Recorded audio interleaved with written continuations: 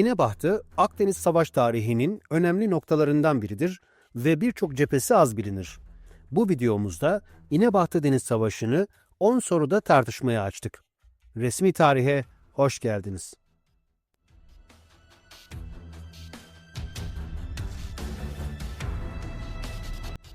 Doğu Akdeniz'de 16. yüzyılın ortalarında hakimiyet kurmaya başlayan Osmanlı'nın karşısındaki tek engel Kıbrıs'tı.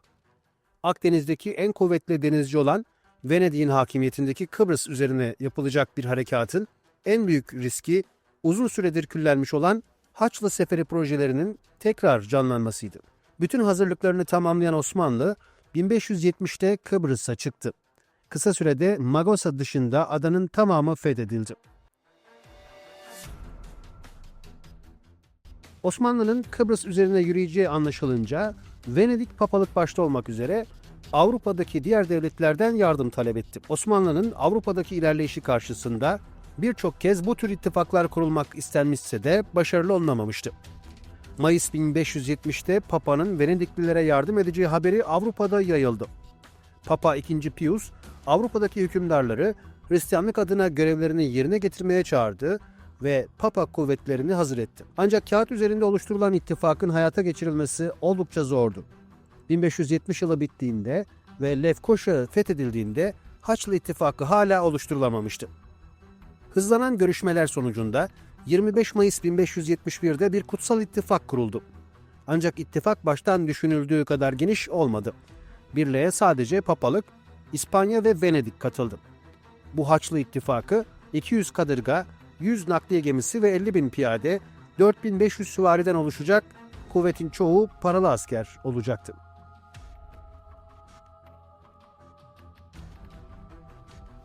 Hristiyanların bu tür bir faaliyete girişeceğini bilen Osmanlı, önce Kıbrıs seferinden 1569'da Fransa ile çok kapsamlı bir kapitülasyon anlaşması imzaladı. Bu kapitülasyonları vermenin amacı Kıbrıs'a sefer açıldığında Avrupa'da Osmanlı aleyhine yürütülecek bir ittifakın gücünü azaltmaktı. Sokullu Mehmet Paşa'nın Fransa'ya gönderdiği Mahmut isimli elçi, Hristiyan birliği fikirlerinin ön plana çıktığı bir dönemde kafir dostu damgası yememek için kralın huzuruna kabul edilmek istenmedi. Ancak bir süre sonra Sultan II. Selim'den ve Sokullu'dan dostluk mektupları geldi.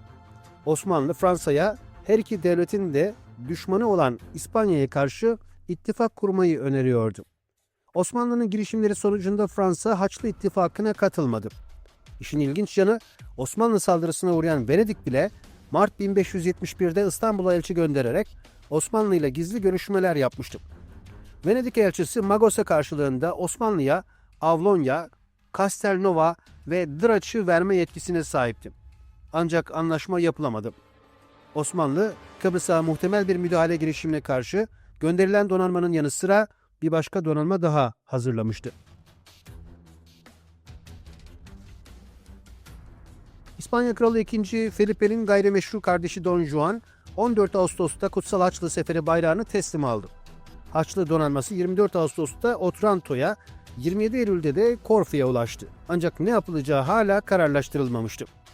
Don Juan, Kıbrıs veya Tunus'a gidilmesini isterken, Venedik donanmasının komutanı Vaniero, Osmanlı donanmasına saldırılmasını teklif ediyordu.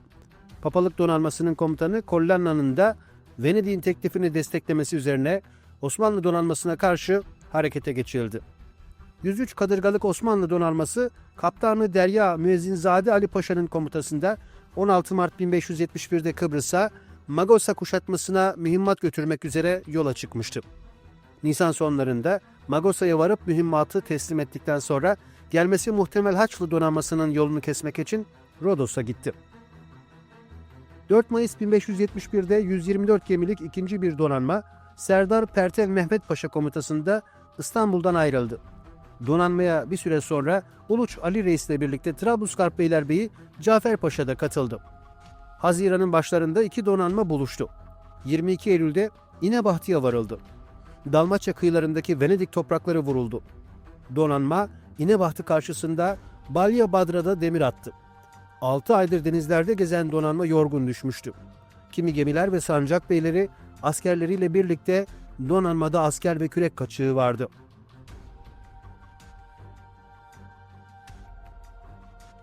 Haçlılar Osmanlı ile İnebahtı'da karşılaşmaya karar verdiler ve donanmayı buna zorladılar. Osmanlı, tecrübeli komutanlardan oluşan bir harp meclisi topladı.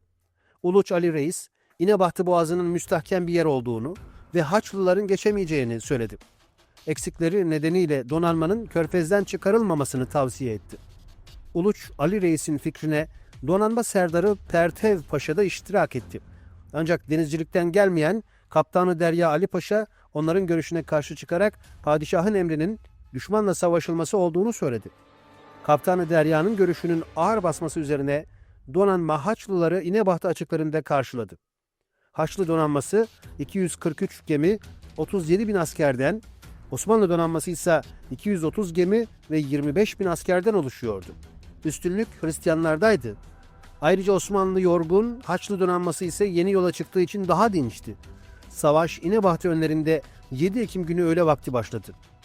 3 saat süren çatışmaların sonunda zafer Haçlılarındı.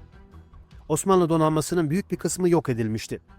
Sadece gece karanlığından istifade eden Kılıç Ali Reis yaptığı manevra sonucu 30 gemiyle kurtulabilmişti. 190 Osmanlı gemisi ya batmış ya da Haçlıların eline geçmişti. Kaptanı Derya Müezzin Ali Paşa ve birçok Osmanlı üst düzey devlet adamı ölmüştü. Şehit asker sayısı ise 20 bini buluyordu. 3 bin Osmanlı askeri de esir düşmüştü. Haçlı donanmasının kaybı ise 15 kadırga ve 8 bin askerdi.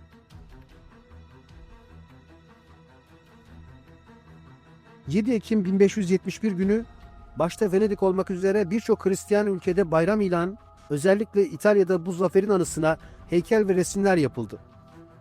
Hristiyan dünya güç birliği ve sağlam bir iradeyle Osmanlı'nın yüzyıllardır korku salan gücünün kırılabileceklerini anladı. İnebahtı'da Hristiyanlar büyük bir zafer kazanmışlardı. Ancak müttefik donanması zaferin meyvelerini toplayamadı. Osmanlı kıyılarında güvenli bir liman ele geçiremediklerinden ve aralarındaki anlaşmazlıklardan dolayı İtalya'ya geri döndüler. Venedik vergi karşılığında Kıbrıs'ın bir kısmının elinde kalacağı bir anlaşmayı yapma peşine düştü. Osmanlıları tahrik etmek ve İnebahtı muharebesine Venedik'e özgü bir karakter vermek işlerine gelmiyordu. Osmanlılara karşı tekrar bir Haçlı Birliği oluşturmak için teşebbüsler devam etti. 1572 Ekim'inin sonlarına doğru Fransa Kralı 9. Charles, İspanya Kralı 2. Felipe'nin müttefik Hristiyan Birliği'ne katılma davetini kabul etmedi. Protestanlarla mücadele ediyordu. Sokullu Mehmet Paşa da Fransızlara İspanyollara saldırmaya niyetli olduğunu söyleyerek Fransızların da İspanya'ya saldırmalarını öğütlüyordu. Ayrıca Fransa'nın Lehistan'a kral seçiminde Osmanlı desteğine ihtiyacı vardı. Haçlı Birliği'nin kurucusu ve organizatörü Papa 5. Pius'un 1572 Mayıs'ında ölmesi Osmanlı'ya karşı yeni bir ittifak hayallerinin sonu oldu. Yeni Papa 8. Gregor'un kafasında Haçlı Seferi yerine başka planlar vardı.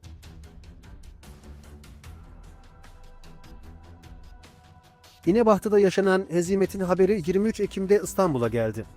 Hemen tedbirler alınmaya başlandı. Mora kıyılarının korunması için Vezir Ahmet Paşa ile Rumeli Beylerbeyi'ne emirler gönderildi. Savaşta ölen idarecilerin yerine yeni tayinler yapıldı. Sokullu Mehmet Paşa Kıbrıs seferini bir Haçlı tehlikesini Osmanlı'nın üzerine çekebileceği için istemiyordu. Nitekim onun tahmini doğru çıkmış, Kıbrıs'ın fethini engelleyemeyen Haçlı donanması İnebahtı'da Osmanlı donanmasının hemen tamamını yok etmişti. İtalya'da kutlamalar sürerken Sokullu yaraları sarmak için süratle harekete geçti. Yeni bir donanmanın hazırlıkları başlatıldı. Sokullu ilk olarak yenilgi sırasında direnen Uluç Ali Paşa'yı 28 Ekim 1571'de Cezayir Beylerbeyliği ile birlikte Kaptanı Deryalığa getirdi ve onu dağılmış donanmayı toplamakla görevlendirdi. Ali Paşa İstanbul'a geldiğinde lakabını da Kılıç'a çevirdi. Donanma serdarı Pertev Paşa ise emekli edildi. Afrika sahillerindeki Osmanlı topraklarına İspanyolların muhtemel bir saldırısına karşı destek birlikleri gönderildi. Garp ocaklarının idaresi Arap Ahmet Paşa'ya verildi. Osmanlı yönetimi savaşta esir düşenleri kurtarmak için harekete geçti. Yeni bir donanma gerekliydi. Kılıç Ali Paşa, bahara kadar hazırlanması istenen gemilerin inşası için yoğun bir gayret göstermekteydi. Ancak yapılacak işin büyüklüğü de gözünü korkutuyordu. Sokullu Mehmet Paşa'ya gemilerin teknesinin yapılması mümkündür, lakin gemi lengerlerini yelkenleri ve sair levazımatın tekmilinin gerçekleşmesi zordur demesi üzerine Sadrazam'dan şu ünlü cevabı alacaktır. Paşa, Osmanlı Devleti'nin kuvvet ve kudreti ol mertebededir ki donanma lengerlerini gümüşten, ipleri ibrişimden, yelkenlerini atlastan temin etmek ferman olunsa müyesserdir.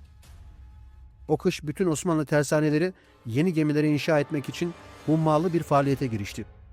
İnsanüstü gayretler sonucunda 50 gemi Rumeli tersanelerinde, 50 gemi de Anadolu'da inşa edildi. İstanbul'da inşa edilenlerle birlikte 5-6 ayda 134 yeni gemi ortaya çıktı. Ayrıca mevcut gemiler de onarıldı. 13 Haziran 1572'de 20 bin asker bindirilmiş 250 kadırgalık donanma Kılıç Ali Paşa'nın komutasında denize açıldı. Osmanlı donanmasının tamamen yok olduğu İnebahtı Muharebesi'nden 5-6 ay sonraki bu manzara Hristiyan dünyayı şaşkına çevirdi. Osmanlı donanması 250 gemiyle tekrar Akdeniz'e çıktığında Mora'nın güney sahillerindeki Haçlı Birliği liderleri arasındaki köklü anlaşmazlıklar da bariz bir şekilde su yüzüne çıktı. Birkaç önemsiz çarpışma ve Venediklilerin Ayamavra adasına başarısız olan birkaç saldırısı dışında önemli bir şey olmadı. Bir yıl sonra da Osmanlı donanması Tunus'u fethetti.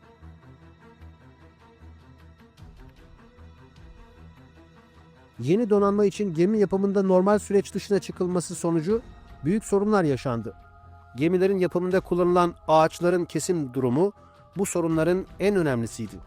Ağaçlar gemi yapımı için ne zaman gerek duyulursa o zaman ve sadece o anın gündelik ihtiyaçları için kesilirlerdi. Asla uzun vadeli düşünülerek önceden yeterli miktarda kuru ağaç depolanmazdı. Bu yüzden çoğunlukla henüz yaşken biçilen ve işlenmeye verilen ahşapla inşa edilmiş gemiler daha suya salındıklarında kurumaya ya da çürümeye ve daha limandan çıkmadan da su almaya başlarlardı. Dönemin İtalyan gözlemcilerinden aktarılan bilgilere göre Osmanlı donanması yapıldıktan kısa bir süre sonra kullanılamaz hale gelecekti.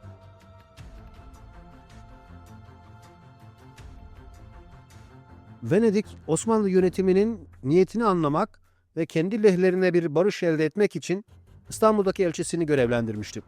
Elçi Barbaro Sokollu ile yaptığı görüşmede şu cevabı aldı. Sizden bir krallık yer almakla bir kolunuzu kesmiş olduk. Siz ise donanmamızı mağlup etmekle sakalımızı tıraş ettiniz. Kesilmiş bir kol yerine gelmez ama tıraş edilmiş sakal evvelkinden daha gür çıkar. 1572 Eylül'ünde Venedik elçisi ve Sokollu Mehmet Paşa arasında görüşmeler başlatıldı. 7 Mart 1573'te anlaşma imzalandı. Venedik Kıbrıs ve Sopoto kalesinden feragat etti. Ayrıca savaş tazminatı ödedi. Dalmaçya'da iki tarafın birbirinden aldığı topraklar karşılıklı olarak geri verildi.